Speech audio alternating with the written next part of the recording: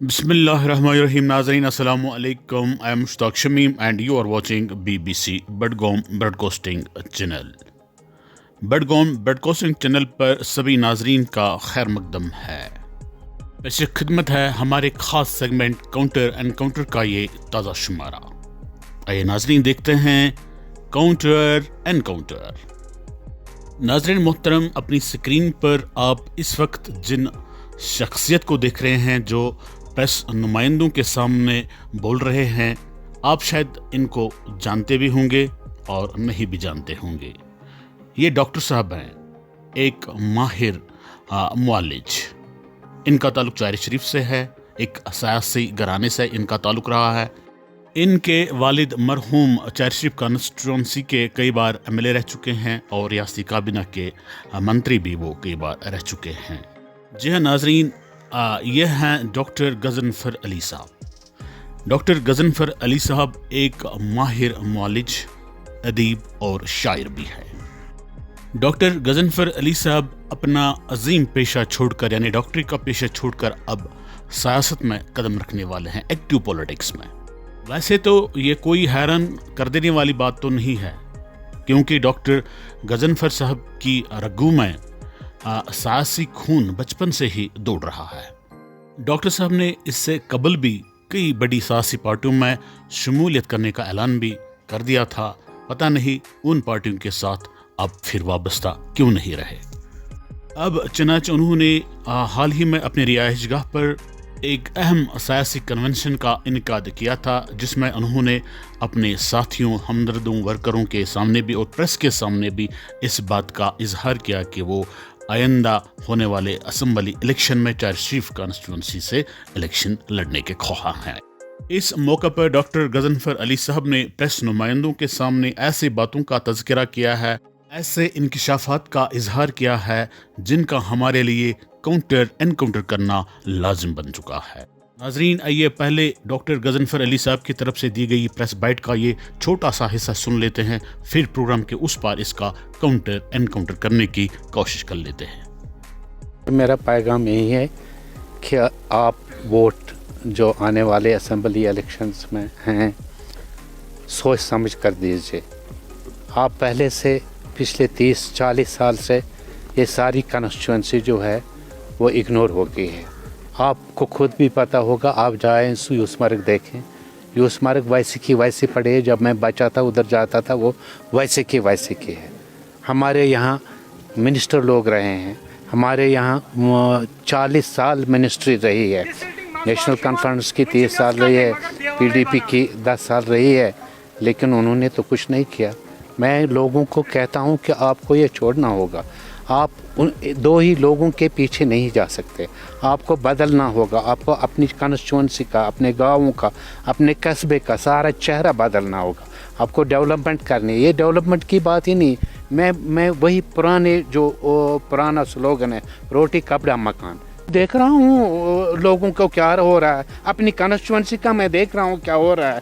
मेरे पास आते हैं लोग, ये काम नहीं होता, वो काम नहीं होता, मेरा बच्चा बेटा है, मैं बूढ़ा हूँ, मेरा बच्चा दिल्ली में 30,000 रुपए की नौकरी कर रहा है, यहाँ इंडस्ट्रीज नहीं है, यहाँ डेवलपमेंट नहीं है, यहाँ नौकरी नहीं मिलती है। सपोर्ट किया था PDP को, उसमें कोई शक नहीं है, हमने पूरा सपोर्ट किया। मैं नहीं कह रहा मेरी वजह से जीत गए, लेकिन पूरा सपोर्ट हमने PDP को दिया।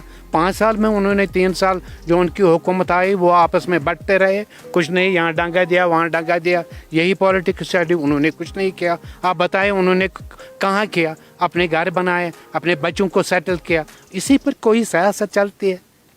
मुझे नहीं लगता, क्योंकि जो पॉलिटिकल लैंडस्केप जो चेंज हो गया 2019 के बाद, उसके बाद मुझे लगा कि ये सारा ड्रामा है, ये कुछ नहीं करेंगे। लीडर हमारे वही 2 हैं, एक इधर है एक इधर है, वो वही चलाएंगे, इसलिए इसको तो चेंज करना पड़ेगा। यूथ को चेंज करने, मैं बुज़ुर्गों की बात तो नहीं करूँगा, लेकिन जो यूथ है, जो लड़कियाँ हैं, बेटियाँ हैं, लड़के हैं, उनको आना चाहे बाहर और चेंज करना चाहे, पूरा चेंज करना चाहे। अपने आने वाले इलेक्शन में अपने आप को कैंडिडेट डिक्लेयर करता हूँ, मेरे आज के इसका वही मतलब। जी हाँ नाजरीन, आपने सुन लिया होगा कि डॉक्टर गजनफर अली साहब क्या फरमा रहे थे कि चार शरीफ कॉन्स्टिट्यूंसी में कोई डेवलपमेंट नहीं हुई है, آج کی ڈیٹ تک، جبکہ اس کانسٹیچوئنسی میں 40 برس تک منسٹری رہی ہے۔ یہاں پر بے روزگاری اور بیکاری عروج پر ہے۔ ڈاکٹر صاحب بتا رہے ہیں کہ یوسمرگ ویسی کی ویسی پڑی ہے۔ اس ٹورسٹ ڈیسٹینیشن کی تعمیر و ترقی کے لیے بھی ہمارے لوکل ایم ایل ایز اور منسٹر صاحبان نے کوئی کام نہیں کیا ہے۔ غضنفر علی صاحب نے یہاں تک کہہ دیا ہے کہ ہماری کانسٹیچوئنسی سے تعلق رکھنے والے لوگوں کو صرف 2 آدمیوں کے پیچھے نہیں چلنا چاہیے، اب ان کو اپنی سوچ اور اپنی تقدیر بدلنے کے لیے کوئی نیا راستہ اختیار کر لینا چاہیے۔ ڈاکٹر غضنفر صاحب نے یہاں پر واضح الفاظ میں اس بات کا بھی اعلان کیا کہ وہ آئندہ ہونے والے اسمبلی الیکشن میں چرچ شریف کانسٹیچوئنسی سے بحیثیت امیدوار کھڑے ہوں گے، اور انہوں نے عوام سے اور بطور خاص کانسٹیچوئنسی کے ووٹروں سے اپیل کی ہے کہ ووٹ ان کے پاس امانت ہوتی ہے اور امانت کی خیانت نہیں کرنی چاہیے، اس لیے ان کے ووٹ کا اب کی بار اگر کوئی حقدار ہے وہ غضنفر علی صاحب ہی ہیں۔ جی ہاں ناظرین، ڈاکٹر غضنفر علی صاحب نے یہاں پر جن باتوں کا اظہار کیا ہے، میں بہت حد تک ان کی باتوں کے ساتھ اتفاق کرتا ہوں۔ ڈاکٹر غضنفر علی نے کہا ہے کہ ایک لمبے عرصے تک چرچ شریف کانسٹیچوئنسی میں منسٹری رہی ہے، اور اس کے باوجود بھی یہاں پر اس قدر تعمیر و ترقی نہیں ہو پائی جس قدر ہونی چاہیے تھی۔ یہ بات ویسے تو 100% صحیح ہے۔ اگر حلقہ انتخاب چرچ شریف کا مقابلہ حلقہ انتخاب خان صاحب سے کیا جائے تو خان صاحب کانسٹیچوئنسی میں جتنی تعمیر و ترقی ہوئی ہے اتنی چرچ شریف کانسٹیچوئنسی میں نہیں ہو پائی ہے، اگرچہ خان صاحب کانسٹیچوئنسی میں منسٹری ایک قلیل مدت تک رہی ہے۔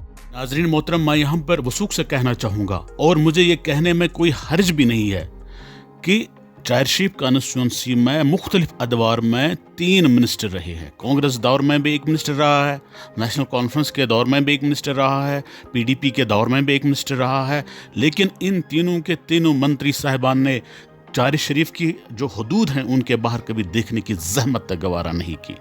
چرچ شریف کانسٹیچوئنسی سے تعلق رکھنے والے ان بڑے سیاستدانوں نے، منتریوں نے نہ کبھی بڈگام کانسٹیچوئنسی کی طرف دیکھنے کی زحمت گوارا کی، نہ ہی کبھی بیروا کانسٹیچوئنسی کی طرف دیکھنا انہوں نے گوارا کیا، اور نہ ہی ان تینوں منتری صاحبان نے بحیثیت وزیر کبھی بھی اپنی ہمسایہ کانسٹیچوئنسی خان صاحب کی سرزمین پر اپنا قدم رکھنے کی زحمت گوارا کی۔ اور ناظرین، یہاں پر مزے کی بات میں آپ کو بتانا چاہوں گا کہ حلقہ انتخاب خان صاحب کے واحد منتری حکیم محمد یاسین، جن کا کاریکال بہت کم مدت کے لیے رہا ہے، انہوں نے خان صاحب کے علاوہ دوسری کانسٹیچوئنسیز میں بھی بہت کام کیا ہے، خاص طور سے حلقہ انتخاب چرچ شریف میں۔ یوسمرگ کا ڈیم آپ دیکھ لیجئے، حکیم یاسین صاحب نے بنایا ہے۔ چرچ شریف کو تحصیل کا درجہ حکیم محمد یاسین صاحب نے دیا ہے۔ چرچ شریف کا ڈگری کالج حکیم محمد یاسین صاحب کی کاوشوں سے قائم ہوا ہے۔ یہاں تک کہ یوسمرگ ڈیولپمنٹ اتھارٹی بھی حکیم یاسین صاحب کی مہربانیوں کا نتیجہ ہے۔ رہا سوال روزگار کی بات، اس معاملے میں چرچ شریف سے تعلق رکھنے والے منتری صاحبان نے ہمیشہ اقربا پروری سے کام لے لیا ہے، جبکہ حکیم محمد یاسین نے ایک تو خان صاحب کانسٹیچوئنسی میں ہزاروں غریب پریواروں سے تعلق رکھنے والے بچوں کو روزگار دیا ہے، اور کانسٹیچوئنسی سے باہر بھی حکیم محمد یاسین صاحب نے سینکڑوں بے روزگار بچوں کو روزگار کی نعمت سے سرفراز کرنے میں کامیابی حاصل کر لی ہے۔ ناظرین، ڈاکٹر غضنفر علی صاحب کے انکشافات کے بیچ میں سے ایک اہم بات نکل کر سامنے آئی جس کا میں یہاں پر ضرور انکاؤنٹر کرنے کی کوشش کروں گا، وہ یہ کہ انہوں نے حلقہ انتخاب چرچ شریف سے تعلق رکھنے والے تمام منتری صاحبان اور ایم ایل اے صاحبان کو مارود الزام ٹھہرایا ہے، اور شاید وہ بھول گئے ہیں کہ ان منتری صاحبان اور ایم ایل اے صاحبان میں ان کے والد مرحوم عبدالقیوم صاحب بھی شامل ہیں۔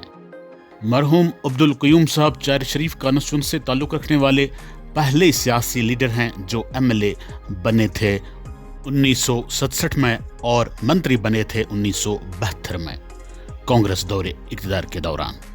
اس کے بعد 1996 سے لے کر 2002 تک فاروق عبداللہ کی سربراہی والی سرکار میں مرحوم عبدالقیوم صاحب کابینہ درجے کے وزیر رہے ہیں۔ جس عوامی کٹگرے میں डॉक्टर गजनफर अली साहब ने अब्दुल रहीम राथिर साहब और गुलाम नबी मंजूरा साहब को खड़ा कर दिया है, उसमें उन्होंने अपने वालिद मरहूम को भी खड़ा कर दिया है। यहाँ पर काबिल गौर बात यह है कि मरहूम अब्दुल क़य्यूम साहब एक ताकतवर सियासी लीडर गुजर चुके हैं। जब बकौले डॉक्टर गजनफर साहब दूसरे मंत्री साहिबान की तरह मरहूम अब्दुल क़य्यूम साहब भी हल्का इंतखाब चार शरीफ की तामीर व तरक्की के लिए और यहाँ की बेरोज़गारी को दूर करने के लिए कुछ न कर पाए तो डॉक्टर साहब खुद क्या कर सकते हैं। मैं यहाँ पर वसूख से कहता चलूँ कि डॉक्टर गजनफर अली साहब एक बेहतरीन इंसान है, एक बेहतरीन डॉक्टर हैं, एक बेहतरीन अदीब हैं, एक बेहतरीन शायर हैं, लेकिन शायद वो एक बेहतरीन सियासतदान साबित होने में नाकाम हो जाएंगे, क्योंकि आज के दौर में सियासत करना लोहे के चन्ने चबाने के बराबर है।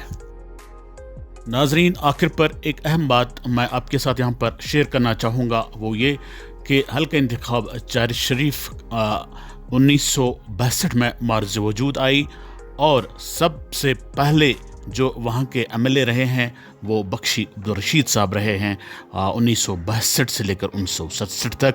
1967 में अब्दुल क़य्यूम साहब वहाँ पर MLA बने, फिर 1972 में भी वो MLA बने और MLA बनने के साथ साथ वो काबीना के वज़ीर भी बन चुके थे। BBC के साथ बने रहने के लिए आपका बहुत बहुत शुक्रिया। Thanks for watching BBC।